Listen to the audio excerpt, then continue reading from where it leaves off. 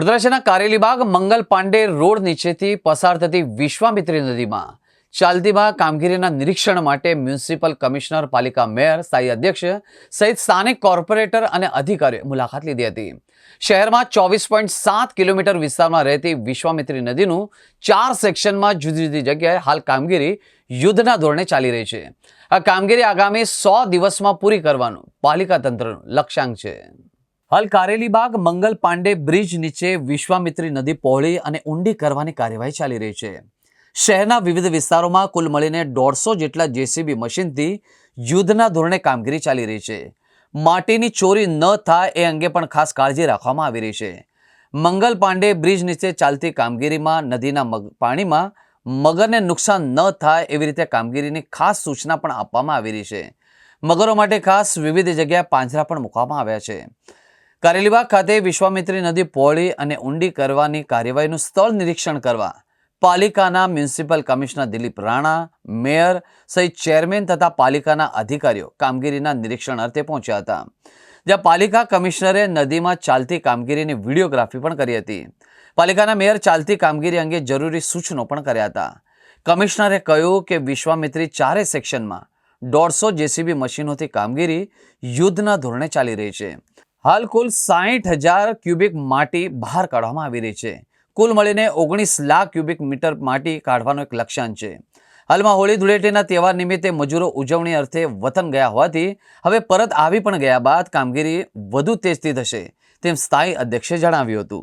વિશ્વામિત્રીના નદીમાં પાણી આવવાના કારણે પછી તે આજવા સરોવરમાંથી છોડવાના પાણીની પરિસ્થિતિ હોય કે પછી ઉપરવાસમાંથી આવતા સતત પાણીના કારણે વિશ્વામિત્રી જ્યારે વરસાદના દિવસોમાં એનું બેટર લિમિટ ક્રોસ કરે ત્યારે વડોદરા શહેરમાં વસતા નાગરિકોના રહેણાંક વિસ્તારમાં પણ આ નદીના પાણી ફરી વળતા હોવાના કારણે હમણાં જ ચોમાસામાં આપણે 2 થી 3 વખત વિસ્તારોમાં પાણી નદીના કારણે ભરાઈ જવાના પરિસ્થિતિનો સામનો મારા વડોદરા શહેરના નાગરિકોને કરવો પડ્યો।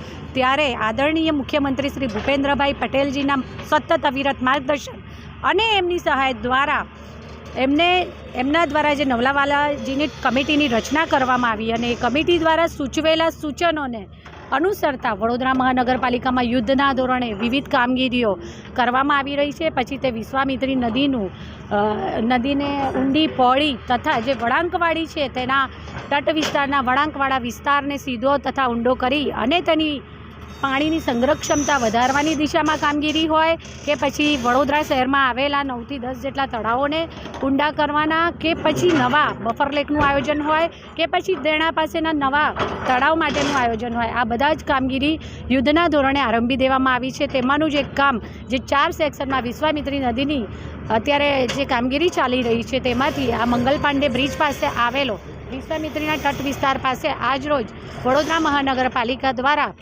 અમારા દ્વારા આજે અહીં વિઝિટનું આયોજન કરવામાં આવ્યું હતું અને લગભગ અહીંયા જે કુલ 130 જેટલી મશીનરી 4 સેક્શનમાં કામે લગાડવામાં આવી છે તેમાંથી અહીં 4 પોકલેન અને 25 ડમ્પર જેટલી મશીનરી કામે લગાડવામાં આવી છે। તો સાથે સાથે ઝૂ વિભાગના અધિકારીશ્રીઓ હોય કે પછી ફોરેસ્ટ વિભાગ હોય અને સાથે સાથે કેટલીય સ્વયંસેવી સંસ્થાઓ જાતે જોડાઈ છે, કારણ કે આપણે સૌ જાણીએ છીએ તેમ કે પર્યાવરણની રક્ષા એ પણ આપણો પરમ ધર્મ છે।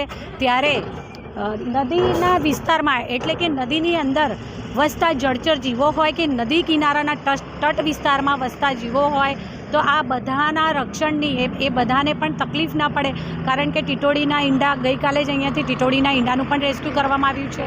તો આવી વિવિધ જે પણ જીવસૃષ્ટિ છે એમને પણ નુકસાન ના થાય, આપણે એમને પણ રક્ષા આપી શકીએ અને વડોદરા શહેરના નાગરિકોને ફરી આ પૂરની પરિસ્થિતિનો સામનો ન કરવો પડે એના માટેનું પણ આયોજન કરી શકીએ। એ માટે યુદ્ધના ધોરણે જે કામગીરી ચાલી રહી છે, રોજે રોજ અધિકારીઓને ઓફિસમાં બોલાવી અને રોજના અપડેટ્સ મારા દ્વારા લેવામાં આવતા હોય છે, પરંતુ સમયાંતરે જે તે વિસ્તારમાં જઈ અને સ્થળ પર પણ વિઝિટ કરવામાં આવતી હોય છે।